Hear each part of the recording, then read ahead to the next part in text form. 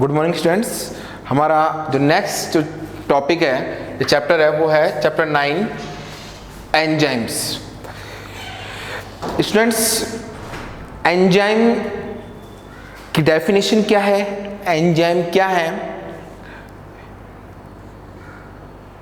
मैं बोलूँ तो एंजाइम है ना, ऐसे सब्सटेंस हैं जिनकी प्रेजेंस मात्र से ही जो केमिकल जो रिएक्शंस हैं, चूंकि हम यहाँ बायोलॉजी की बारे में पढ़ रहे हैं, तो जो बायोलॉजिकल रिएक्शंस हैं वो क्या होती हैं, उनकी जो वेलोसिटी है वो क्या होती है, चेंज हो जाती है, इंक्रीज हो सकती है, डिक्रीज हो सकती है, लेकिन आफ्टर कंप्लीट रिएक्शंस इनकी स्ट्रक्चर, इनकी केमिकल कंपोजिशन, इनकी क्वांटिटी पर कोई इफेक्ट नहीं आता। इसलिए मैंने पहले वर्ड किया था, इनकी प्रेजेंस, ओनली ऑन प्रेजेंस से ही। क्लियर है ना? एक तरीके से जैसे कोई ठेकेदार है, ठेकेदार काम थोड़ी करता है, लेकिन उसकी प्रेजेंस ही क्या है, जो वर्कर हैं वो स्पीडली काम करते हैं, पूरी इंटेंसिटी से काम करते हैं, इस कारण जो काम है जल्दी कंप्लीट होता है। अगर ठेकेदार प्रेजेंस नहीं है ना, तो वो मजे मजे में काम करते हैं, तो काम अपने टाइम से पूरा नहीं हो पाता, काम में काफ़ी लेट हो जाता है। तो यहाँ पर एंजाइम्स क्या है, आपने केमिस्ट्री में पढ़ा होगा, फिजिक्स में पढ़ा होगा। एंजाइम्स ऐसे सब्सटेंस हैं जिनकी ओनली ऑन प्रेजेंस से क्या है, केमिकल जो रिएक्शंस हैं उनकी वेलोसिटी चेंज हो जाती है। आफ्टर कंप्लीटिंग रिएक्शंस उनकी chemical composition, chemical structure and उनकी क्वांटिटी में क्या है, कोई चेंजमेंट नहीं होता। ऐसे सब्सटेंस कहलाते हैं एंजाइम। तो यहां पर हम इन्हीं एंजाइम्स के बारे में क्या है, डिस्कस करेंगे।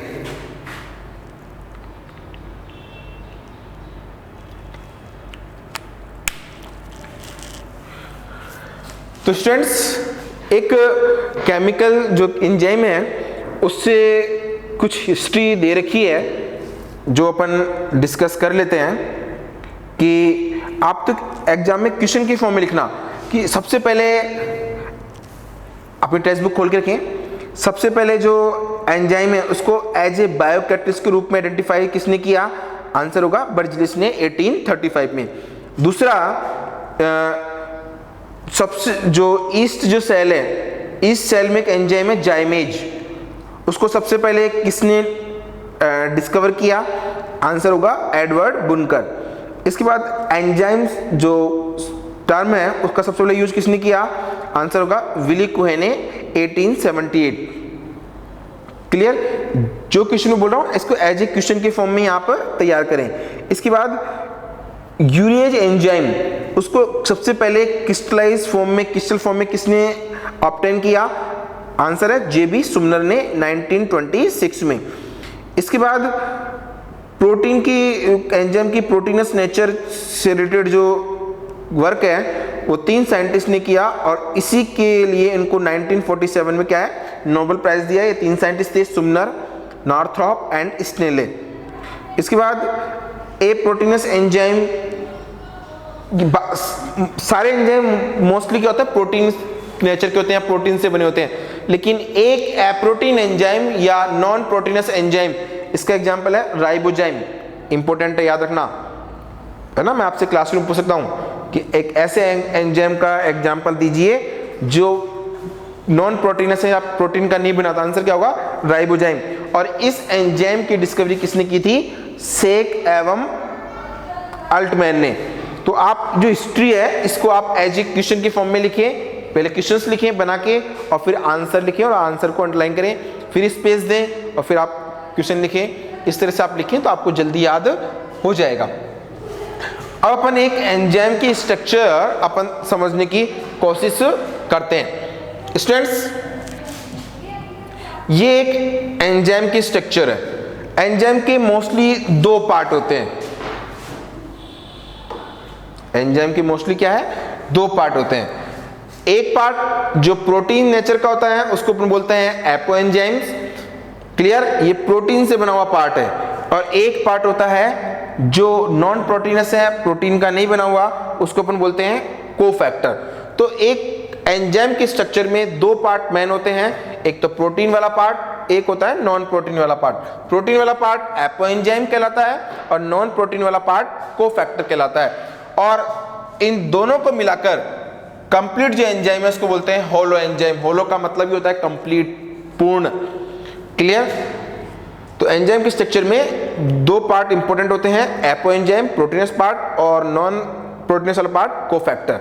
अब ये नॉन प्रोटीनस पार्ट हैं, ये भी तीन तरह से हो सकते हैं। पहला है, अगर नॉन प्रोटीनस पार्ट प्रोटीन वाले पार्ट से टाइटली एसोसिएटेड है, टाइटली मतलब बहुत टाइटली क्या है, अगर पैक्ड है, बंधा हुआ है, तो उसको अपन बोलेंगे प्रोस्थेटिक ग्रुप। अगर नॉन प्रोटीनस पार्ट प्रोटीन वाले पार्ट से लूजली पैक है, ढीला ढाला बंधा हुआ है, तो उसको अपन बोलते हैं कोएंजाइम। और अगर ये कोई एलिमेंट है, कोई बोले तो मेटल है, क्लियर, तो उसको अपन बोलेंगे एक्टिवेटर। तो कोफैक्टर तीन टाइप्स के हो सकते हैं। अगर टाइटली एसोसिएटेड है तो उसको अपन बोलेंगे प्रोस्थेटिक ग्रुप, अगर लूजली एसोसिएटेड है तो उसको अपन बोलेंगे कोएंजाइम्स। यहां कोफैक्टर है, यहां कोएंजाइम है, ध्यान रखना इस बात का। और अगर कोई मिनरल है या कोई मेटल है और एज ए एक्टिवेटर का वर्क कर रहा है तो उसको अपन बोलेंगे एक्टिवेटर। क्लियर? ये एक मेन स्ट्रक्चर है किसकी? प्रोटीन की। अब इसको बना लें एक बार।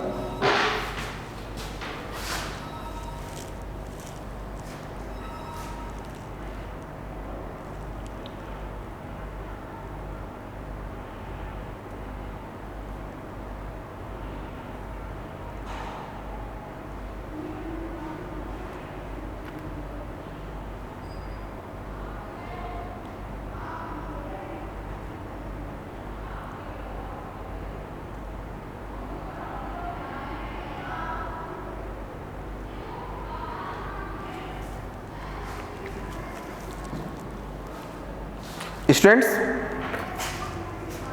एक चीज और इंपॉर्टेंट, आपने देखा होगा कि अगर आप जब 12th में साल्ट एनालिसिस करेंगे, अगर आपने किसी साल्ट को का अगर आपने पार्ट डाल दिया क्रिस्टल फॉर्म में और एक आप उसका बारीक पीस के पाउडर बना के आप उसको डालेंगे, तो रिएक्शंस ज़्यादा तीव्र किस में होगी? जब आप उसका पाउडर बना के डाल रहे हैं, क्योंकि उसका क्या है, पृष्ठीय क्षेत्रफल, सरफेस एरिया बढ़ जाता है, जिसके कारण क्या होता है, रिएक्शंस क्या होती हैं, स्पीडली होती हैं।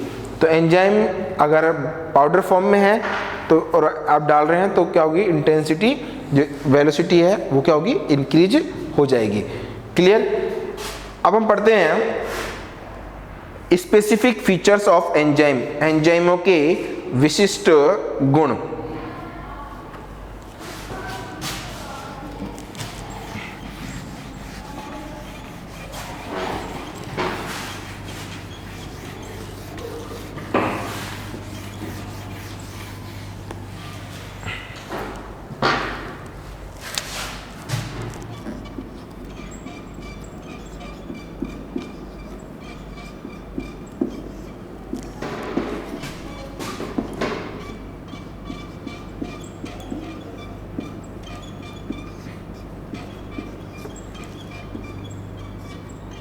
अपन स्पेसिफिक फीचर्स या प्रॉपर्टीज ऑफ एंजाइम अपन एक के बारे में डिस्कस करेंगे।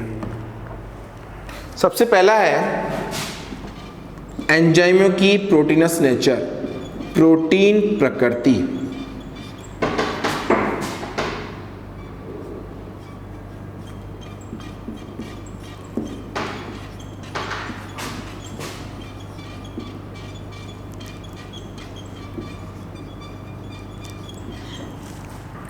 अपन ने पढ़ा है कि मोस्टली एंजाइम क्या होते हैं, प्रोटीन के बने होते हैं। एंजाइम की जो नेचर कैसी होती है, प्रोटीन की होती है।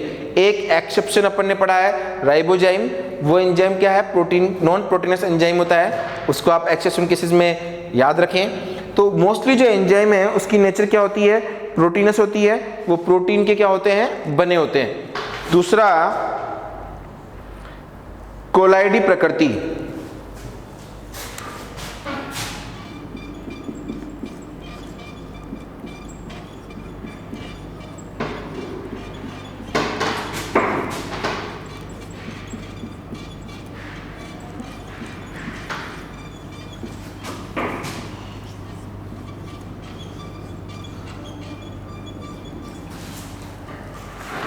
कोलाइडल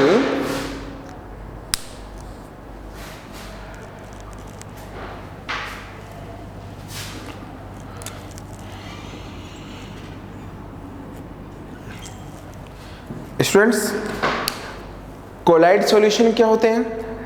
आपने कांच का गिलास लिया, उसमें आपने पानी डाला और उसमें आपने शुगर डिजोल्व कर दी। तो शुगर क्या है, डिजोल्व हो गई, आपको नहीं दिखाई दे रही है ना, तो ये तो कहलाती है क्या, सॉल्यूशन। लेकिन आपने अगर सोप, आपने उसमें थोड़ा सा साबुन का पानी डाल दिया तो साबुन का पानी डिजोल्व है, लेकिन आपको वो दिखाई देगा, आप छान लेंगे तो भी आप साबुन को अलग नहीं कर पाएंगे। तो ऐसी जो कंडीशन है, ऐसा सॉल्यूशन है, वो कहलाता है कोलाइडस नेचर। तो प्रोटीन की जो एंजाइम है उसकी नेचर भी कैसी होती है, कोलाइडी नेचर की क्या है, होती है। और इस कोलाइडी नेचर से होने के कारण क्या है कि इसका सरफेस एरिया क्या होता है, बढ़ जाता है। इससे रिएक्शंस क्या होती है, स्पीडली या तीव्र गति से क्या होती है, संपन्न होती है। इसके बाद है विशिष्टता।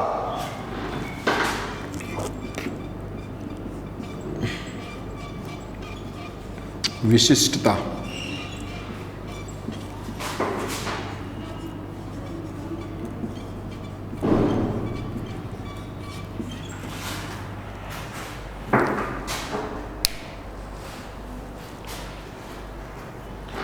स्टूडेंट्स, एंजाइम क्या होते हैं, स्पेसिफिक होते हैं। फिक्स होता है कि एक पर्टिकुलर केमिकल रिएक्शंस को एक पर्टिकुलर एंजाइम ही क्या करेगा, स्टिमुलेट करेगा, है ना। ऐसा नहीं कि एक ही एंजाइम कई सारी रिएक्शंस को स्टिमुलेट करे। हाँ, एक एंजाइम एक पर्टिकुलर ग्रुप वाली रिएक्शंस को स्टिमुलेट कर सकता है, लेकिन एक एंजाइम सभी रिएक्शंस को स्टिमुलेट नहीं कर सकता, स्पेसिफिक होता है ना। जैसे आपने पढ़ा होगा वन लॉग एंड वन की वाली थ्योरीज, है ना। तो वैसे ही एंजाइम स्पेसिफिक होते हैं, एक पर्टिकुलर रिएक्शंस के लिए एक पर्टिकुलर एंजाइम होता है। आपने केमिस्ट्री में याद कर करके आप थक गए होंगे कि हाँ भाई इस एंजाइम में ये कैटलिस्ट काम आएगा, इस रिएक्शन में ये कैटलिस्ट काम आएगा, है ना। तो स्पेसिफिक है। इसके बाद फोर्थ है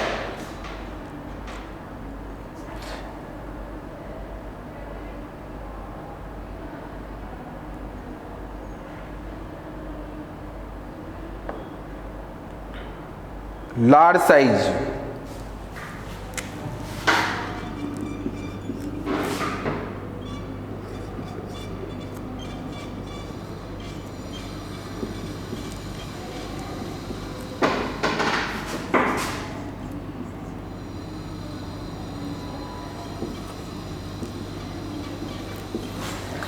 एंजाइम होते हैं, उनकी साइज क्या होती है, लार्ज होती है, और जिसके कारण क्या है, इनकी बहुत ही कम क्वांटिटी क्या है, एंजाइम की रिएक्शन को बढ़ाने में हेल्प करती है। फिफ्थ है एंजाइम का जो प्रोटीनस पार्ट है, और ये इसमें नॉन प्रोटीनस पार्ट भी होता है, ये उभयधर्मी प्रकृति के होते हैं। मतलब ये केमिकल एसिडिक एंड बेसिक, अम्लीय एवं क्षारीय दोनों प्रकृति के जो सब अभिकारक हैं, है ना, उनसे ये क्या है, क्रिया करने की क्षमता रखते हैं।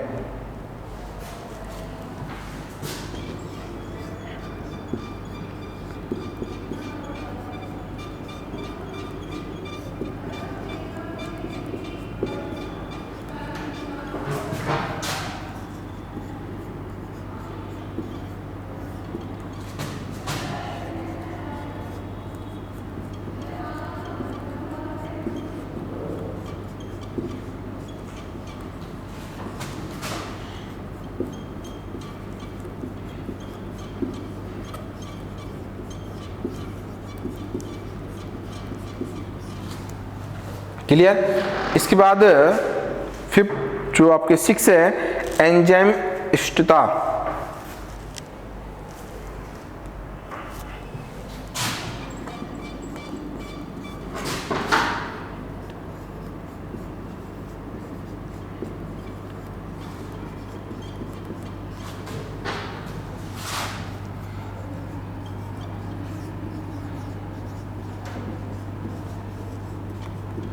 ऑप्टिमम से बना है, ऑप्टिमम।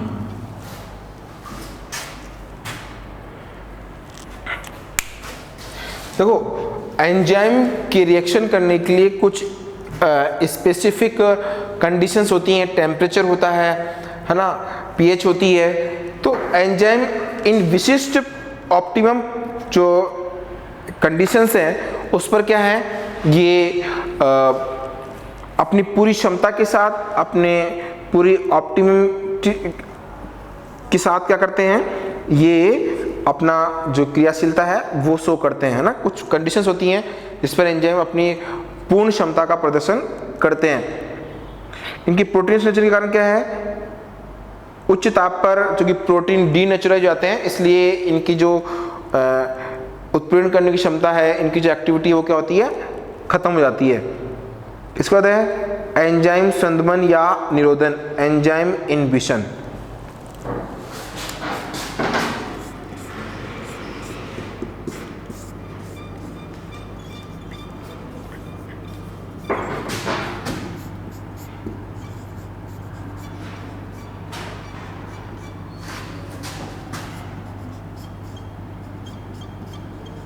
एंजाइम इनहिबिशन, है ना।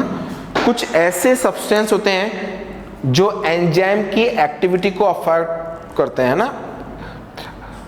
इनकी प्रेजेंस से क्या है, एंजाइम की एक्टिविटी क्या होती है, अफेक्ट होती है ना। एंजाइम अब की जो एक्टिविटी है, एफिशिएंसी, वो क्या होती है, खत्म हो जाती है। क्लियर। तो ये जो फैक्टर्स हैं ये एंजाइम की स्पेसिफिक प्रॉपर्टीज थी, आप इसको नोट कर लें। उसके बाद फिर अपन आगे बढ़ते हैं। एंजाइम क्रिया को प्रभावित करने वाले कारक, फैक्टर अफेक्टिंग एंजाइम एक्शन।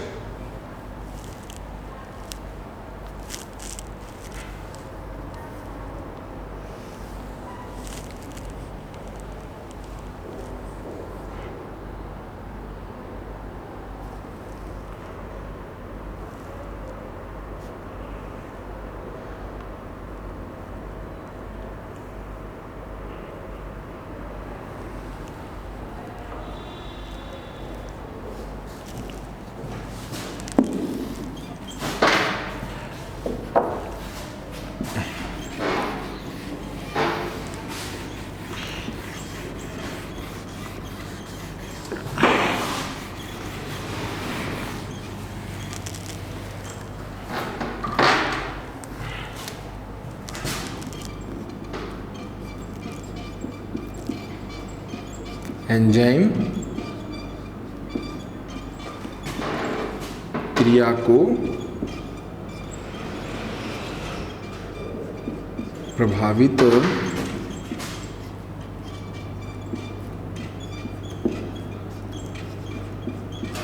करने वाले कारक,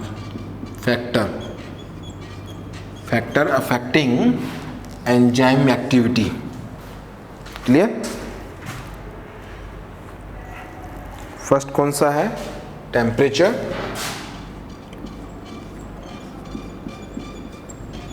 तापमान, टेम्परेचर। सेकंड है पीएच। थर्ड है आपके क्रियाधारों की सांद्रता।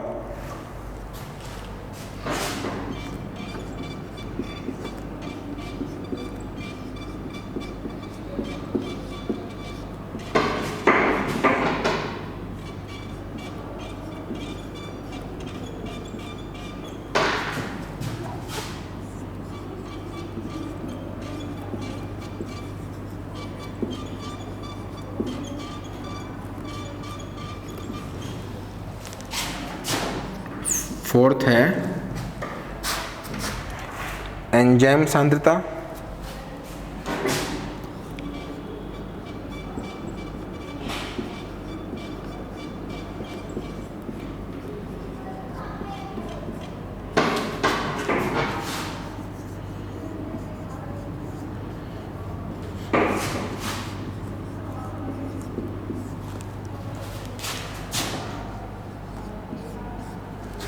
फिफ्थ है आपके अंतिम उत्पाद की सांद्रता।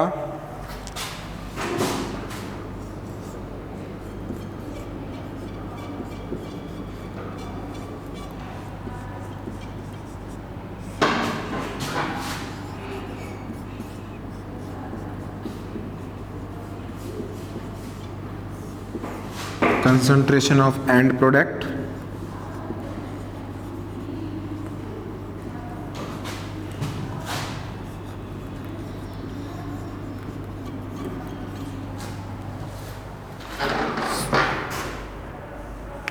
सिक्स है एंजाइम निरोधन एवं विष,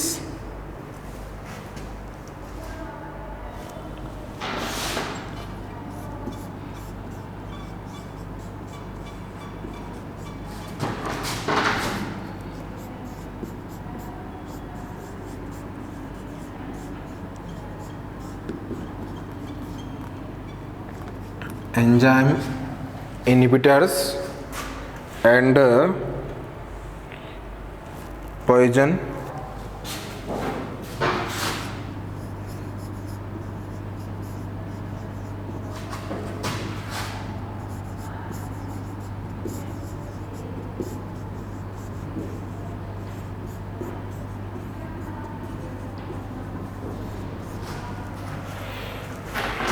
और इसके बाद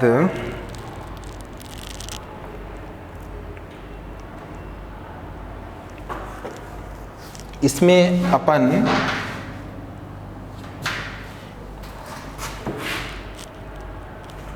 दो टाइप के पढ़ेंगे, कॉम्पिटिटिव और नॉन कॉम्पिटिटिव। तो स्टूडेंट्स अपन सबसे पहले पढ़ते हैं टेम्परेचर। देखो एंजाइम के रिएक्शंस के लिए एक ऑप्टिमम टेम्परेचर की रिक्वायरमेंट होती है जो 20 से 35 डिग्री सेल्सियस या 25 से 35 डिग्री सेल्सियस कंसिडर किया जाता है, क्योंकि इस कंडीशन पे एंजाइम अपनी ऑप्टिमम जो पढ़ा होगा अपने एंजाइम की प्रॉपर्टी, एंजाइम ऑप्टिमा है ना, अपनी ऑप्टिमम कंडीशंस पे रहते हैं। अगर इससे कम टेम्परेचर है तो रिएक्शंस कम हो जाएगी, अगर टेम्परेचर इससे ज़्यादा बढ़ता है या और ज़्यादा बढ़ता है तो अपन ने पढ़ा है कि एंजाइम प्रोटीनस नेचर के होते हैं, और एक्सेस टेम्परेचर में या हाई टेम्परेचर पे क्या होते हैं, प्रोटीन की जो नेचर है वो डीनेचुराइज आती है और एंजाइम की रिएक्शंस क्या होती है, अफेक्टेड होती है। दूसरा है पीएच। यस, एंजाइम एक स्पेसिफिक पीएच पे ही क्या है काम करते हैं, है ना। कम पीएच या इससे ज़्यादा पीएच होने पर एंजाइम की जो रिएक्टिविटी है वो क्या होती है, अफेक्टेड होती है। टेम्परेचर के बारे में एक चीज़ देखी है कि हर 10 डिग्री सेल्सियस पे टेम्परेचर क्या होता है, सॉरी हर 10 डिग्री सेल्सियस बढ़ने पर टेम्परेचर जो एंजाइम की एक्टिविटी है वो डबल हो जाती है, लेकिन ऐसा 35 डिग्री सेल्सियस तक ही होता है। इसके ऊपर जाने पर चूंकि एंजाइम डीनेचुरल जाते हैं इसलिए एक्टिविटी क्या होती है, अफेक्टेड होती है। एंजाइम के लिए ऑप्टिमम जो पीएच है वो 5 से 7.5 के बीच में कंसिडर की जाती है। इसकी कमी या इसकी अधिकता से एंजाइम की एक्टिविटी क्या होती है, अफेक्टेड होती है। इसके बाद है कंसंट्रेशन ऑफ सबस्ट्रेट। आप जो सबस्ट्रेट ले रहे हैं रिएक्शन के लिए उनकी कंसंट्रेशन जितनी ज़्यादा होगी एंजाइम की एक्टिविटी क्या होगी, उतनी ही ज़्यादा होगी। शुरू में वेलोसिटी ज़्यादा होती है लेकिन समय के साथ क्या होता है, ये कम होते जाते हैं, इसलिए क्या होता है, एंजाइम जो आपकी रिएक्शन की जो वेलोसिटी है वो क्या होती है, कम होती जाती है। इसके बाद है एंजाइम सांद्रता। एंजाइम की अगर कंसंट्रेशन ज़्यादा है, जाहिर सी बात है आपकी जो रिएक्शंस हैं ये क्या होगी, स्पीडली होगी, लेकिन ये डिपेंड करेगी आपके सबस्ट्रेट पर। मान लो एंजाइम ज़्यादा है लेकिन सबस्ट्रेट कम है, बसें ज़्यादा हैं, सवारियाँ कम है, तो उतनी इंटेंसिटी थोड़ी चलेगी। तो यहाँ पर एंजाइम की कंसंट्रेशन ठीक है ज़्यादा है ना, तो वेलोसिटी बढ़ेगी, लेकिन कब, जब आपके जो सबस्ट्रेट है वो ज़्यादा होंगे। अगर एंजाइम की कंसंट्रेशन ज़्यादा है, सबस्ट्रेट कम है, तो वेलोसिटी पर कोई इफेक्ट नहीं पड़ेगा। आप ऐसे एग्जांपल मान लेना कि जितनी ज़्यादा सवारियाँ होंगी और बसें ज़्यादा हैं तो स्पीड बढ़ेगी, लेकिन अगर आप बसें कम है सवारियाँ ज़्यादा है तो भी प्रॉब्लम, और अगर मान लो सवारियाँ कम है बसें ज़्यादा हैं तो प्रॉब्लम। तो आप इस तरह से इसको समझने की कोशिश कर सकते हैं। आगे है अंतिम उत्पाद की सांद्रता, concentration of and product. Reaction के बाद में एंड प्रोडक्ट बनता है। शुरू में चूंकि एंड प्रोडक्ट, देखो कंपेयर इसी से करना है, शुरू में एंड प्रोडक्ट कम है क्योंकि सबस्ट्रेट ज़्यादा है, और सबस्ट्रेट ज़्यादा है तभी वेलोसिटी क्या होगी, ज़्यादा होगी। लेकिन जब रिएक्शन शुरू होती है तो ये कम होता रहता है, ये बढ़ता रहता है। तो ये कम हो रहा है तो वेलोसिटी क्या होगी, कम होगी। ये बढ़ रहा है तो भी वेलोसिटी क्या होगी, कम होगी, क्योंकि ये बढ़ रहा है इसका मतलब सबस्ट्रेट कम हो रहा है। सबस्ट्रेट कम हो रहा है, जाहिर सी बात है क्या है, वेलोसिटी अपना आप कम हो जाएगी। इसके बाद है एंजाइम इनहिबिटर्स या पॉइजन। कुछ ऐसे सबस्ट्रेट या सब्सटेंस होते हैं जो एंजाइम की एक्टिविटी को क्या है, इफेक्टेड करते हैं, एंजाइम की क्रियाविधि को क्या है, प्रभावित करते हैं। ये एंजाइम में जो एक्टिव साइट होती है, अपन पढ़ेंगे आगे, एंजाइम में जो एक्टिव साइट है, ये इन एक्टिव साइट से क्या होते हैं, जुड़ जाते हैं। यहां पर सबस्ट्रेट जुड़ना चाहिए लेकिन जुड़ ये सबस्ट्रेट गए, है ना। अगर आप बस में जा रहे हैं, आप बस में आपकी सीट पे कुत्ता बैठ गया तो आप बैठ पाएंगे क्या, नहीं बैठ पाएंगे, जाहिर सी बात है। तो एंजाइम में ये जो एक्टिव साइट होती है, यहाँ पर सबस्ट्रेट को जुड़ना चाहिए लेकिन सबस्ट्रेट की जगह ये सब्सटेंस जुड़ जाते हैं, तो क्या होता है, एंजाइम की एक्टिविटी क्या होती है, प्रभावित होती है। ये दो प्रकार के होते हैं, कॉम्पिटिटिव और एक होता है नॉन कॉम्पिटिटिव। कॉम्पिटिटिव जो होते हैं, इनकी स्ट्रक्चर एंजाइमों के स्ट्रक्चर से क्या होती है, मिलती जुलती होती है।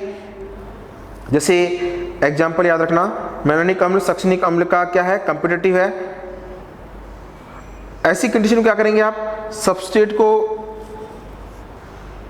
बढ़ा दें तो क्या होगा, प्रायोरिटी बढ़ जाएगी कि यहाँ पर सबस्ट्रेट क्या होगा, जुड़ेगा। जो लाइन में बोल रहा हूँ इसको ध्यान रखना, है ना। कॉम्पिटिटिव कैसे जोड़ सकते हैं, आप सबस्ट्रेट को बढ़ा दें। और दूसरा है इनकॉम्पिटिटिव, इसमें ये स्थायी रूप से क्या है, एंजाइम से जुड़ जाता है और उसकी संरचना को इफेक्टेड कर देता है, जिससे क्या होता है, अब उस पर आपके जो सबस्ट्रेट हैं वो क्या होते हैं, जुड़ नहीं पाते। तो ऐसी कंडीशन क्या है, आप एंजाइम की कंसंट्रेशन बढ़ा दो तो क्या होगा, आपके जो एंजाइम की वेलोसिटी क्या है, ये बढ़ जाएगी। नोट कर लो इसको, है ना।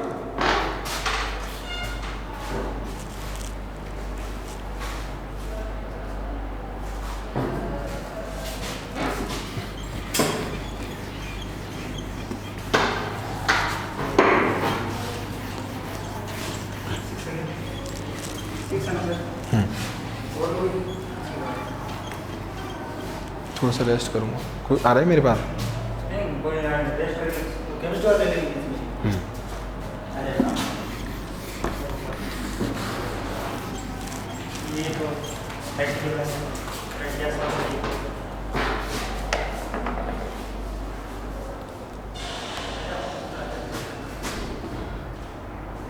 अपन डिस्कस करते हैं एंजाइम की क्रियाविधि। ये थोड़ा सा इंपॉर्टेंट है लेकिन इजी है, चैप्टर ही इजी है ना।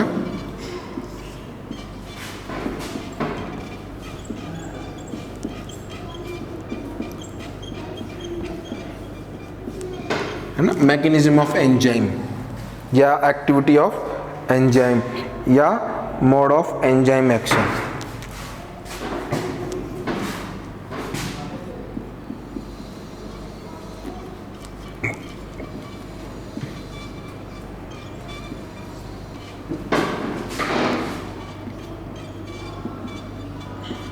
Mode of enzyme action.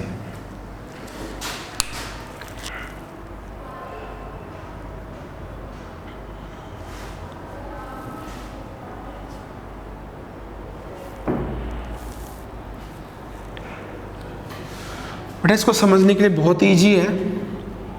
जैसे ये आपके एंजाइम है,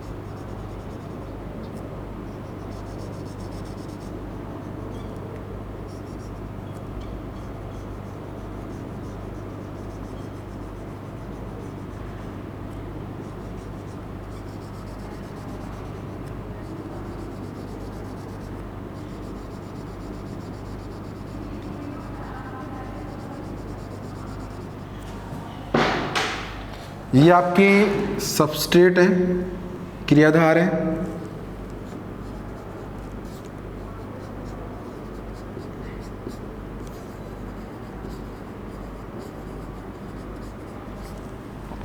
सॉरी ये एंजाइम है ना।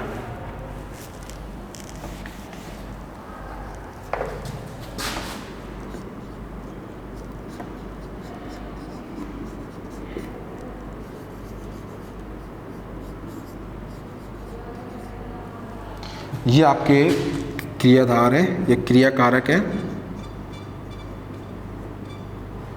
सबस्ट्रेट। ये एंजाइम की एक्टिव साइट है।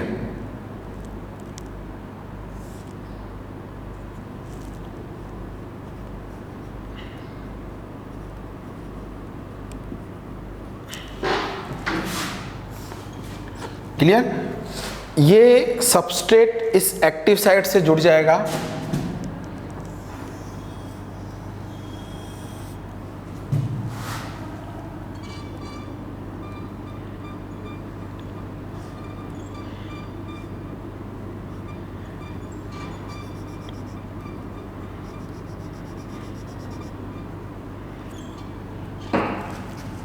इसको बोलेंगे अपन मध्यवर्ती या इंटरमीडिएट।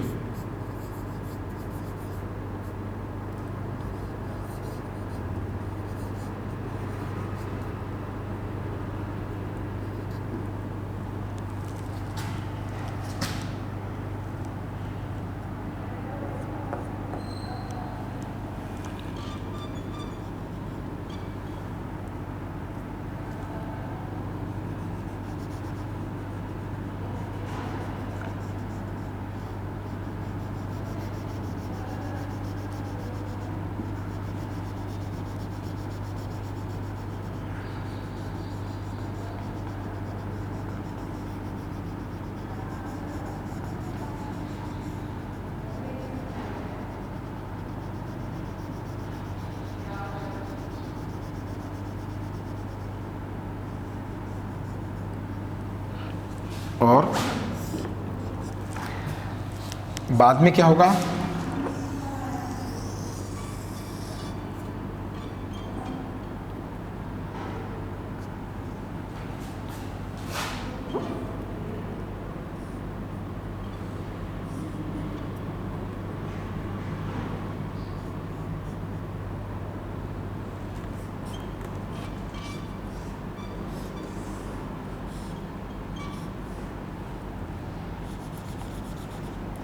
आपका ये प्रोडक्ट है, उत्पाद। अब ये क्या होगा, अलग हो जाएगा।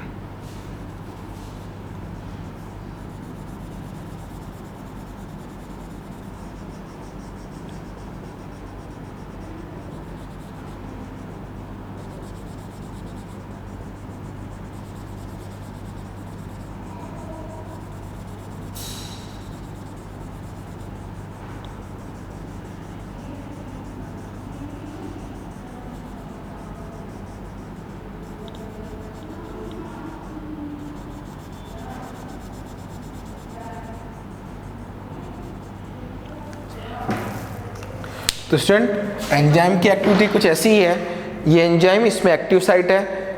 अभी अपने पढ़ा था एंजाइम निरोधक या विष या एंजाइम पॉइजनस एंड इनहिबिटर्स। अगर ये एंजाइम जुड़ जाएंगे तो बताओ ये जुड़ पाएगा क्या? नहीं जुड़ पाएगा। जाहिर सी बात है एंजाइम की जो रिएक्शन है वो क्या होती है, रुक जाएगी। ये दोनों रुके, मिले आपस में, मीडिएटर बना और इसके बाद क्या हो गया, प्रोडक्ट अलग हो गया। तो आप देख रहे हैं इसमें एंजाइम पर कोई इफेक्ट नहीं पड़ा। क्लियर? प्रोडक्ट के लिए आप इसको ऐसे अलग कर सकते हैं तो ज़्यादा बेटर रहेगा।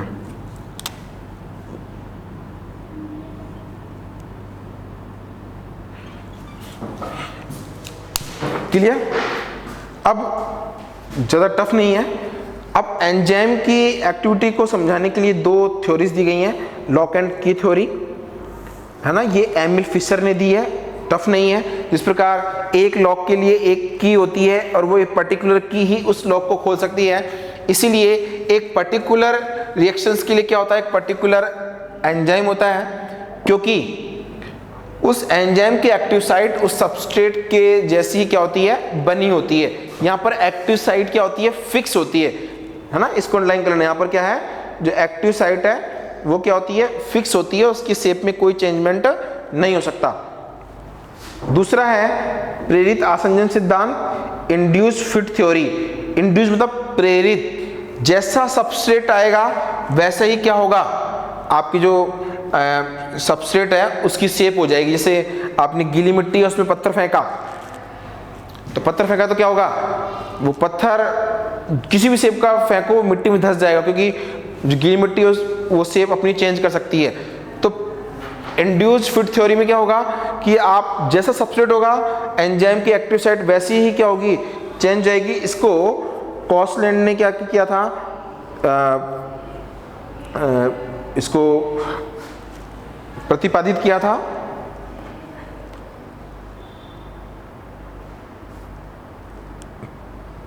दो थ्योरीज हैं, एक में आप ध्यान रखें एक्टिव साइट की जो है शेप फिक्स रहती है की एंड लॉग थ्योरी में, और इंड्यूस्ड फिट में क्या होती है, जो आपके सबस्ट्रेट है उसके थ्रू क्या होती है, चेंज होती जाती है।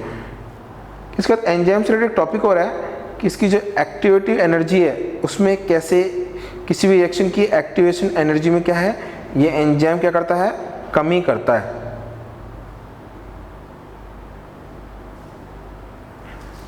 क्या करता है, एक्टिवेटिव एनर्जी में क्या करता है, कमी करता है। वो अपन पढ़ेंगे हमारे नेक्स्ट वीडियो में। स्टूडेंट्स, थैंक्स फॉर वॉचिंग, मिलते हैं नेक्स्ट वीडियो में।